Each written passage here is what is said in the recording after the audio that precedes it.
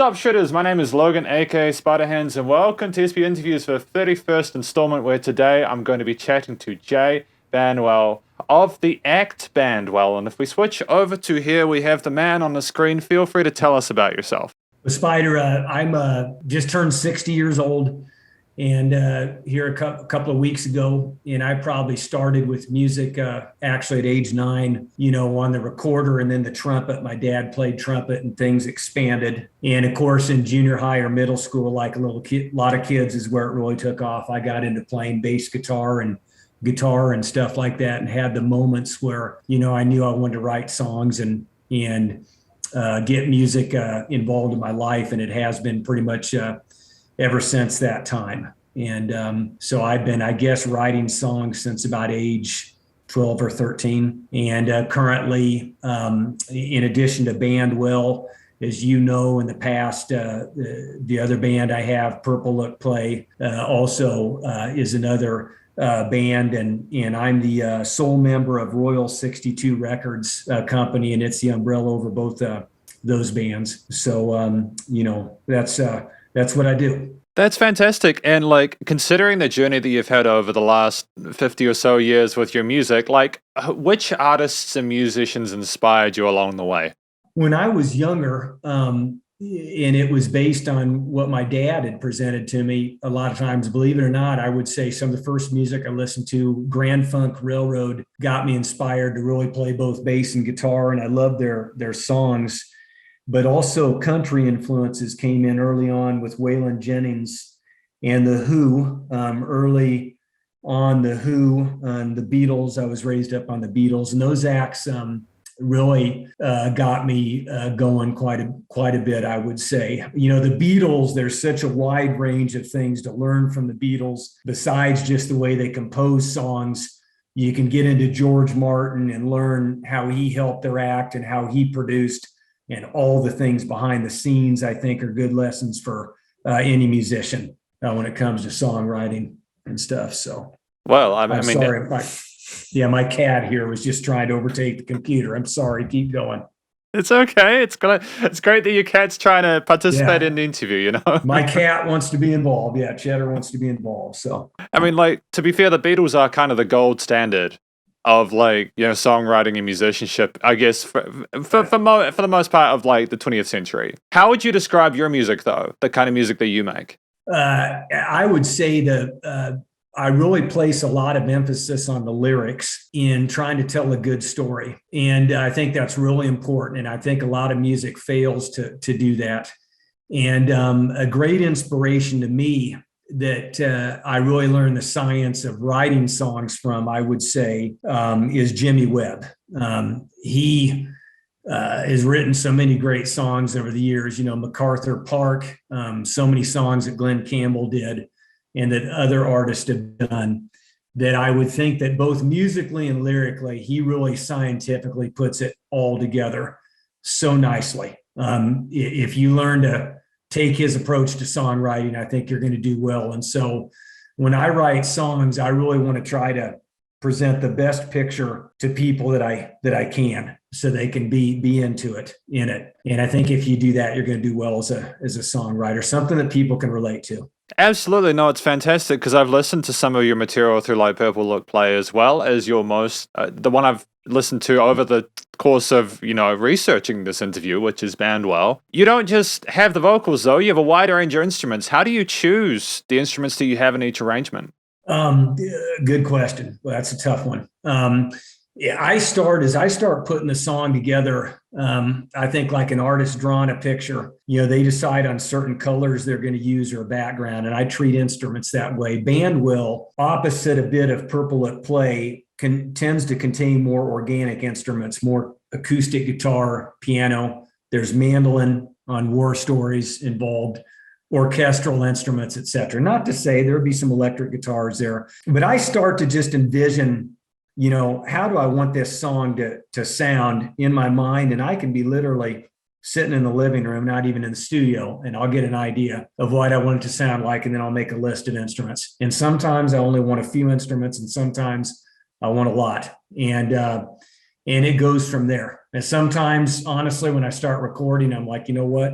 maybe I don't need this acoustic guitar, or maybe I should add a piano, and I'll edit things a bit. But usually I've got a pretty good idea of where I'm going right when I start. No, that's fantastic, because I suppose to give people who are watching this more of an insight into specifically Purple Look Play and Bandwell, how would you describe both of those projects to people? Well, Purple Look Play is more on the rock and roll and pop side. Purple Look Play is more heavily laden with, guitars. Purple Look Play, with the music there, is going to tell a lot of stories about, and it never gets old, different versions of love, struggles. It can be some social issues that goes through. The Boom LP with Purple Look Play was really about America's industrial boom and trying to take the good and the bad things that happened during that time period. And, Rockport Air Express is something that's a song that is fun about somebody getting away and wanting to do something good. And then Boom is really a song about America, growing up since the 50s. And I would say that Purple Look Play tends to get into more of those areas, kind of imaginative, sometimes almost a bit scientific and fantasy world to an extent, I would say. And then Bandwell, being influenced more by country and blues and those genres, gets more into the personal side of things. So in Bandwell and the previous LP to War Stories was Bill's Saloon. And Bill's Saloon was really about, the person. There's a story in there about a lady that has to be on her own, single lady trying to raise kids, the bars. There was a song in there about child abuse on Bill's Saloon. And so it's really serious on that side of it, and tends to really, like more country music, really get deep into the person. I think that would be the differences. Absolutely, because I was just thinking about the depth of it. You have catchy melodies and you understand the importance of telling stories, but obviously this isn't aimed at a younger audience. Some of this stuff is fairly intense. So how do you balance that out with the way that you sort of texture your music and structure it? I try to, when putting a song together, I'm trying to make it. A long time ago, a friend of mine, Peter Moore, told me, try to be universal and similar to the Beatles and a lot of bands that have done well. If you can reach the younger people and the older people, I think that's a success.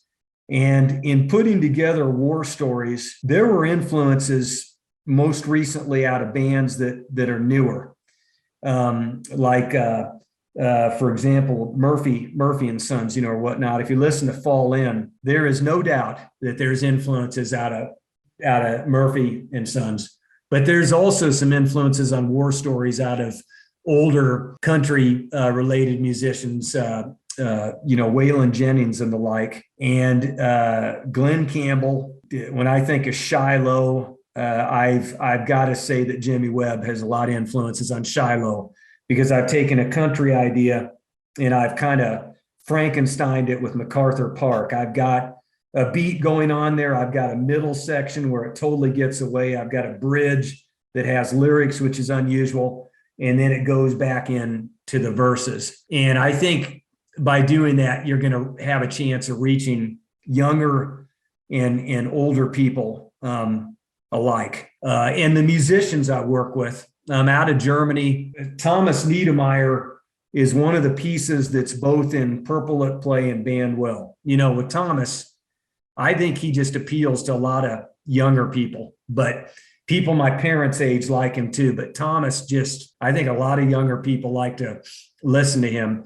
And with Billy Ray Barnett, who sings for me on War Stories, boy, I've kind of shot the rifle at the middle of the target. He's a guy that I think your people that are 35 years old are going to draw to. And I just try to get a balance of those type folks as best I can. Because it's interesting that you mentioned the people internationally that have worked on these projects for you. Like, you may have already answered this, but how did you find these people?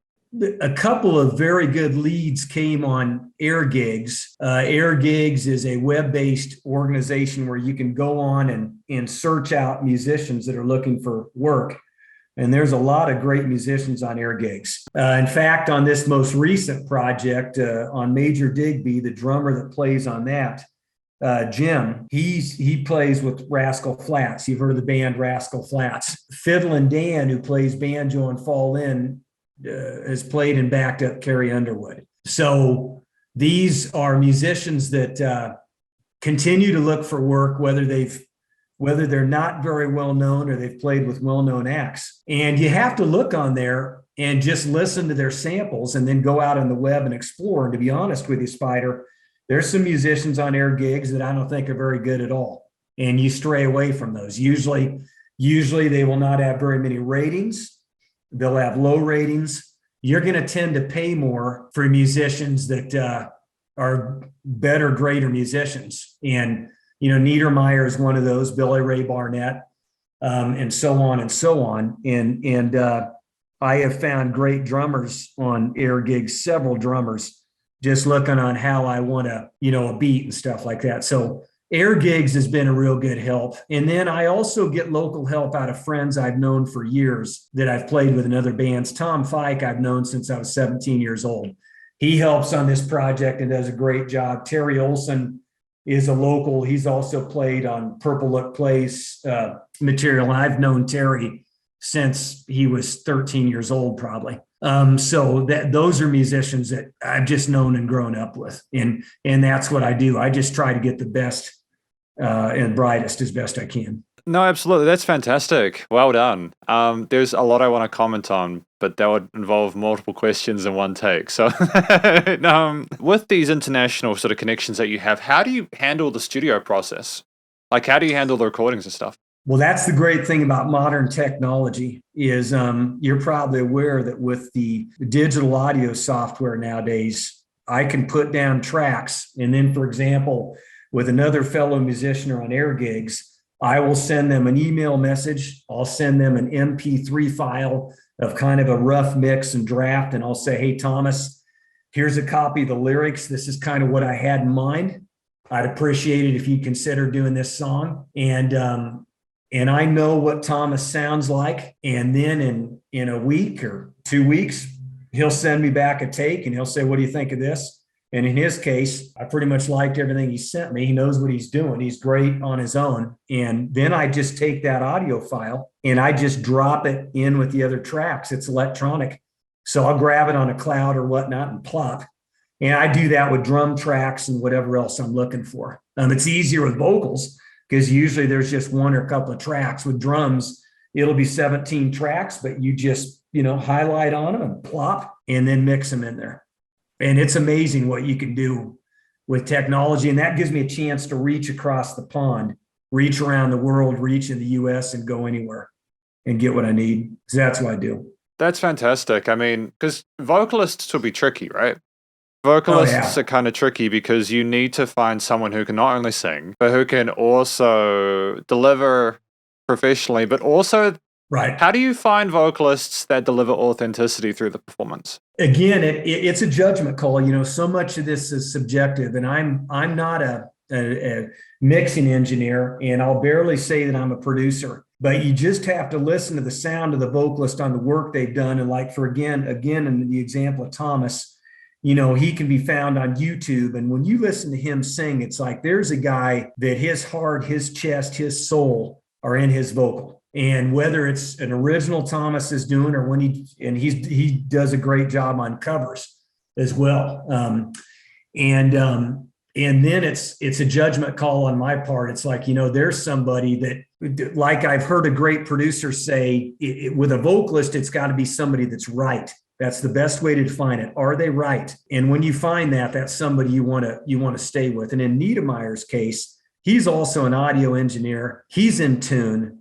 He sends me something that is ready. And that just makes my job easier. He's a professional. And it's the same with Billy Ray Barnett and the vocalist I work with. Because if it's not, I'm not going to work with him. And no offense, but it's so competitive. There's a lot of great vocalists out there, luckily for me. That's what I do. That's what I do anyway. No, that's great. Thank you for explaining that. It's good to get that insight because when I've listened to the stuff through both Purple Look Play and Bandwell, for the vast majority of the time, I've thoroughly enjoyed it. The vocalists, especially, they deliver the story really well, and it does sound really authentic and organic. How? Because these tracks are long when you consider Yeah. nowadays how music is like 2 to 3 minutes. How do you keep a 5 minute song engaging in 2022? Well, I think you got to do a great job on the song. And again, I go back to Jimmy Webb in MacArthur Park. You know, when he put that song together, a lot of people said, "Hey, that song's too long for the radio. It's about 6 minutes long, Jimmy." Well, if you listen to that song, you don't care whether it's 6 minutes, 3.5 minutes. It could be 8 minutes, knowing Jimmy, and it's going to be a hit. And with me, it's again, it's a tough process because when you write lyrics, you're not only doing it's not like necessarily even a poem or a sonnet. It's kind of a short story that's a very short story. And what do? Are you giving that story justice? Sometimes you can do that in 3 minutes. Sometimes you can do the Pete Townsend thing. And in 2 minutes and 50 seconds, you can tell that story, like, Wish for the Moon. But then sometimes it's like, you know what? I need another minute or two, or I'm going to go another minute or two. And I just do it. And that's where I come back to liking to do albums. I know that this is a world now where a lot of people want their information quick and they're constantly moving. But I still think there's a place for songs that are longer. And, one of my influences also is Emerson, Lake and Palmer.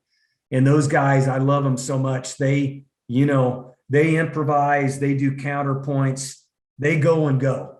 And it certainly didn't keep them from being successful, So you do what you do.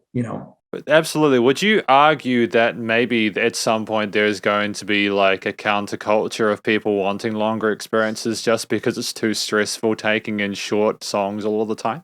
Oh, I think there's an audience out there. And I think there's an audience, whether they're getting this type of music on Spotify and other places, that wants songs that are long. Sometimes people are just looking for something they can listen to while they're at work or maybe relaxing.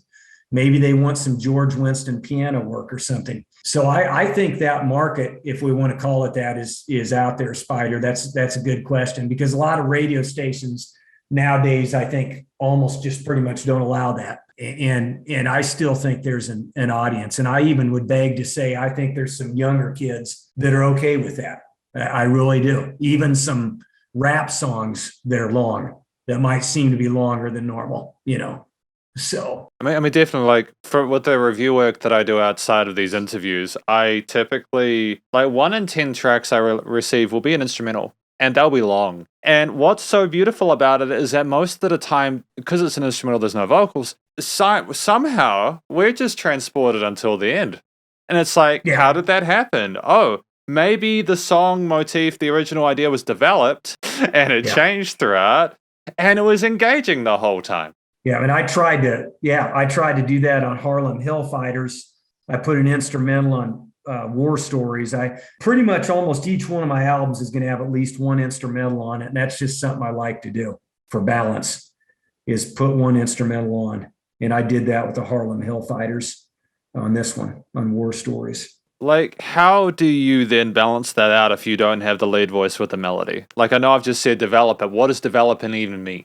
Oh, developing an instrumental. And if you're not going to have a lyric on it and you led on to it earlier, you've got to keep the listener engaged.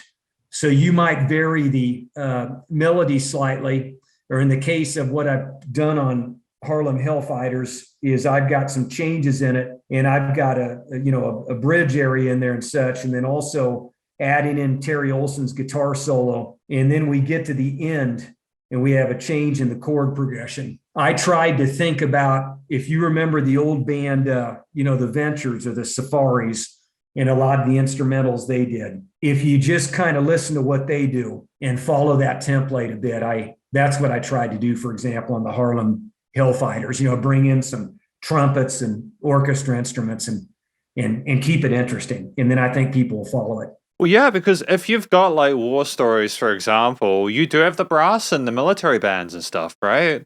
So, Right. like, it makes sense to have that if you don't have a lead voice, because then people are still going to associate it with that without a vocalist telling them what to think.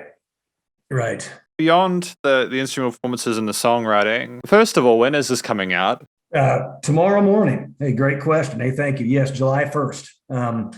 Luck in the timing there because we're approaching the 4th of July. I released Mad Tuesday and Christmas Day 1944 months back. I had real good luck on streaming on both those songs. A lot of streams, especially on Christmas Day 1944. And luckily, with the timing of being able to finish, July 1st has worked out. So it releases Spider tomorrow morning. What I liked about Christmas 1944 is that it wasn't a Christmassy Christmas song. It didn't sound like you were desperate to go put the bells in and the happy, charmy, cheery stuff. You were trying to tell us. Like, I wrote some notes for that one. I love the guitar performances. The performances are fantastic, but those lyrics are pretty dark, aren't they? Yeah, because that's K Company.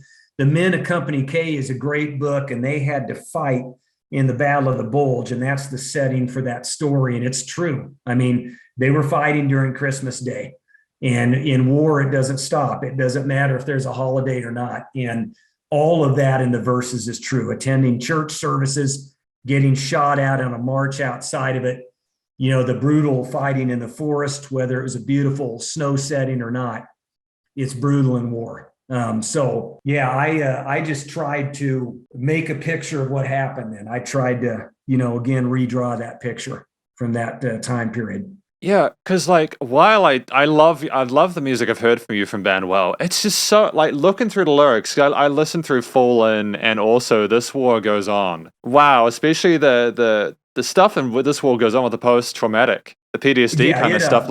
All Is Quiet on the Western Front, I really think is the first novel that I know of. And Thomas, again, who sang it, had read it going up through German schooling. It's part of the literary works, but it's the first novel I know of that really hits on PTSD from trench warfare and the bombings. And you just can't leave the war. And I personally, as an officer in my earlier life, lost a soldier to suicide. And I've seen them lost, whether on a deployment or at home in peacetime. And it's a very dark song, Spider. And it wasn't difficult for me to be dark in it because in the novel, All Is Quiet on the Western Front, it's a dark novel. And the movie is great as well. And I'm sure you've seen it. And it's depressing, but it's true. World War I, there were several soldiers in all armies that went through that, whether in German army, allies, any of the militaries that experienced that, went through those kind of situations. Your life is really kind of, sadly, I'm sorry for your loss, by the way. I'm sorry for your loss. It's terrible. I suppose it's helped you to make this it's real for you, and that reality comes through the music, isn't it? Right, exactly. And I was thinking the other day as I was walking outside, just taking a short break, I think there will be a War Stories #2. There is so much military history and so many stories that deserve to be told. And I, being in the military for almost 33 years, I think I can help tell these stories. I think I'm qualified to do it. This is the first test of it coming out tomorrow, but I enjoy doing it. And I think the soldiers and veterans deserve it. And there's not very much music of this type that is out there that tells a story from a soldier standpoint, little miniature biographies about their time in war. I just don't think there's very many songs that do that. So I wanted to do this. I mean, I reviewed music from bands that are they figuratively go to war with people, and they, I hear a lot of songs that I review talk about violence and people not wanting to put up with other people's stuff. And when I actually listen through music from someone who has lost people, who's actually gone through something of that scale, it kind of puts everything into perspective, Yes, absolutely. Yes, because lives are at stake and people are lost. And then luckily on this LP, there are good news stories also. Keep My Faith about the Army nurse, Annie Koch Voigt, and ones that came back from deployments and have made it. Fall In, J.P. Martin, he survived, but many of his fellow colleagues did not. There's good and bad. Definitely, yeah. Thank, because there was also, if I'm not mistaken, You're an Angel. What can you tell me about You're an Angel? So that was two or three of these songs are around the Battle of Arnhem out of the Netherlands.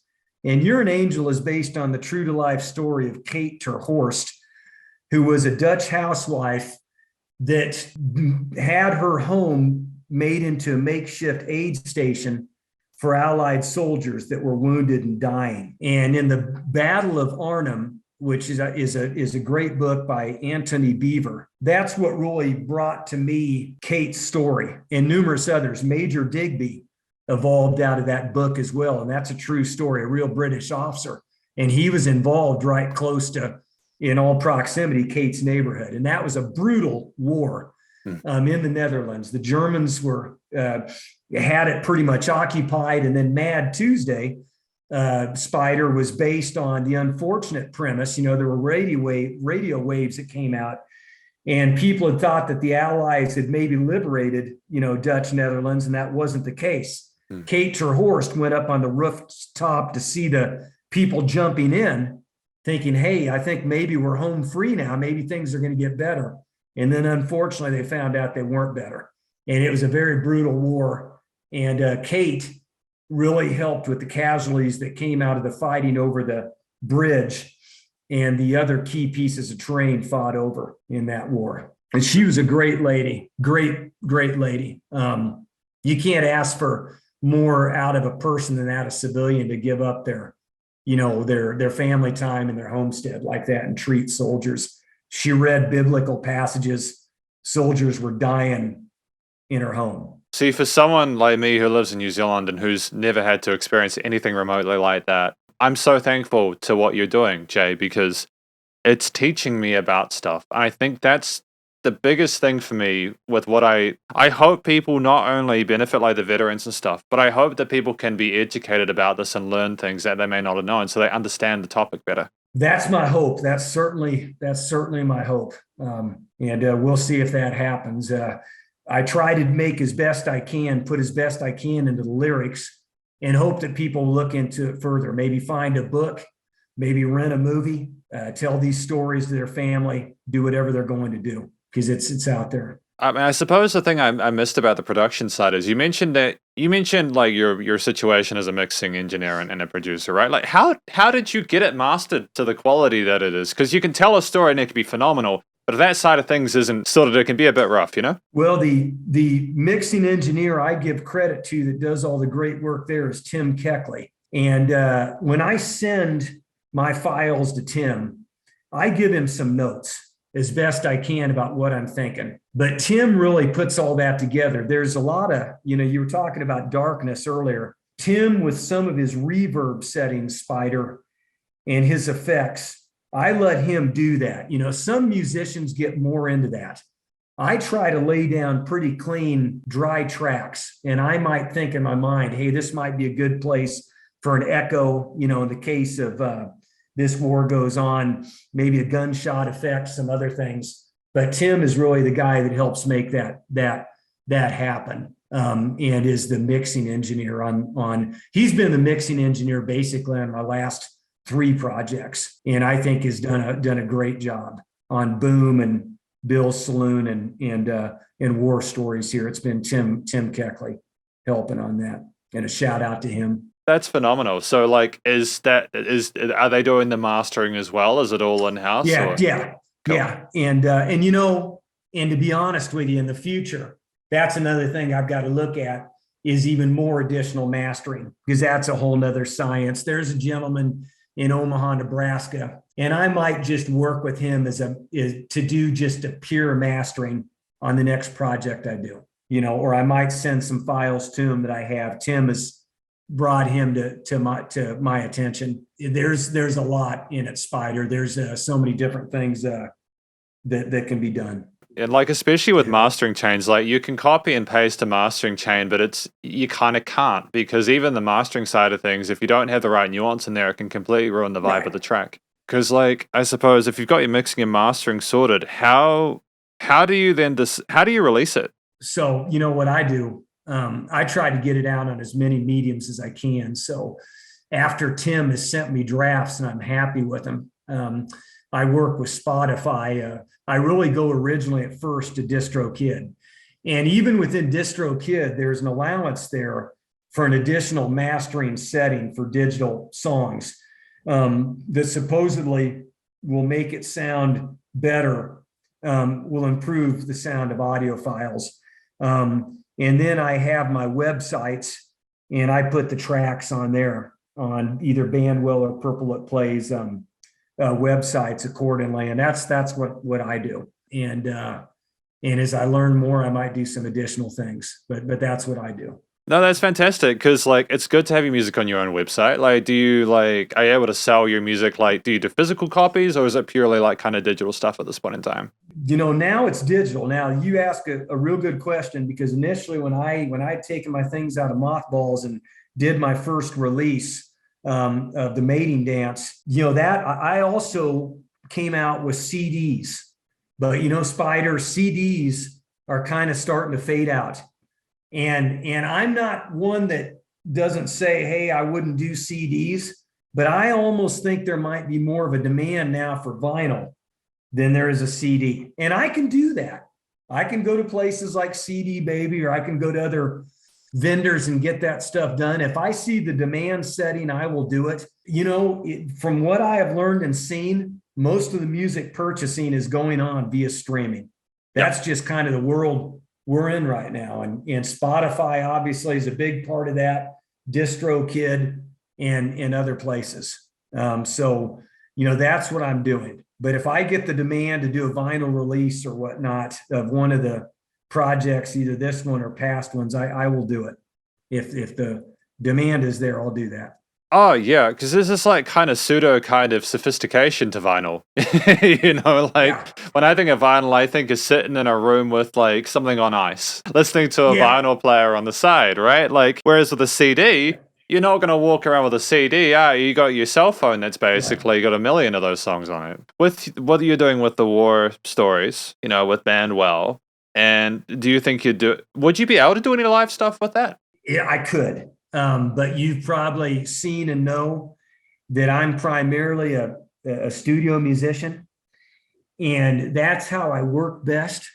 I still work as a defense contractor for the Army. When I was a younger person, I did a lot of live gigs. And, for me to get back into that, Spider, there would just have to be quite a demand. I'm more of a Steely Dan, Alan Parsons kind of guy right now. These songs, for the most part, they could be done live. But because I widen my aperture out so much, it would be a bit tricky. Because, like, for example, on War Stories, there's quite a difference between some of the different vocalists I've used, even in addition to Thomas Niedermeyer and Billy Ray Barnett. I use some additional vocalists. And Chloe sings on Keep My Faith, and she's busy. I think hails out in the Los Angeles area. So there would have to be some kind of a compromise. And I wouldn't worry or get too caught up in trying to make it sound exactly like the recording. I do the old Lars Ulrich thing out of Metallica and say, hey, I got over that long ago. There's only so much you can do live, and just take that approach if it ever came down to it. That's all good. There's nothing wrong with being a studio musician, especially with like COVID over the last few years and stuff like that, which made it a little bit difficult to play live. And many of my friends went through that. Yeah, I have many friends that went through that and suffered, no doubt. I mean, when I laugh about it, it's not because I find it funny that people are suffering. It's just like ludicrous. Like, again, I know it's not fun to focus on it, but literally just shut down the entire music industry for 2 years. And I saw the articles come out on ASCAP. I get their messages, and they were giving ideas and presentations to musicians. Say, what do we do during COVID? How can we stay employed? What do we do? And it's serious stuff. And luckily, I have a means to survive. A lot of people are not that lucky. I'm very fortunate. But that was painful. And it remains painful for a number of musicians are still coming back out of it. People are still getting COVID, different versions of it. Is it improving where you are? Like, is the scene improving a little bit? Yeah. Luckily it is. In Nebraska here, our rates luckily are pretty good. We're in the middle of the US, but my little brother who lives in Texas, he got COVID just 3 weeks ago here. And So it's still out there. Versions of it come around. My parents got it a while back. Luckily, they got a mild version. To my knowledge, I've not had it, knock on wood. I'm up to my fourth shot. And I exercise a lot and live a healthy lifestyle, but I've still seen people get it. We'll see what happens. But luckily here in my town, we haven't had any mask mandates happen lately and that kind of thing. So I'm going to cross my fingers and hope that it gets I think it's going to continue to get more contagious, but I think it will be something that'll be less lethal for a lot of people, like a lot of the medical people have said. We'll see. I'm glad to hear it's improving. We've talked a lot about your music and the different facets of today. Overall, what would you like to be achieved with your music? What's the grand scheme of things with this most recent release? With this most recent release is to make as many people happy as possible, and also having the goal that they learn something. Like you mentioned here about a half hour ago, you're talking about, let's learn something. I think if they learn about war and have a better understanding of what people go through that go through war, they can learn from it, learn from history, and hopefully try to make the world a better place overall, and understand what soldiers and their families go through. But I'm into music to help make people happy. I enjoy making it, and then I owe the audience out there, like Greg Lake once said, it's like a banknote. My payment to them is make them happy, and if I can do that, I'm happy. Yeah, because music's one of those things where you don't have to make music that makes people happy, but it helps, right? And even if you've got really serious stuff going on, because again, I'm not going to pretend that I enjoyed I wasn't smiling when I heard about the mortar shells and stuff like that. But right. I appreciate it because it's helping me to understand that better. So it's just finding that balance, isn't it? Right, exactly.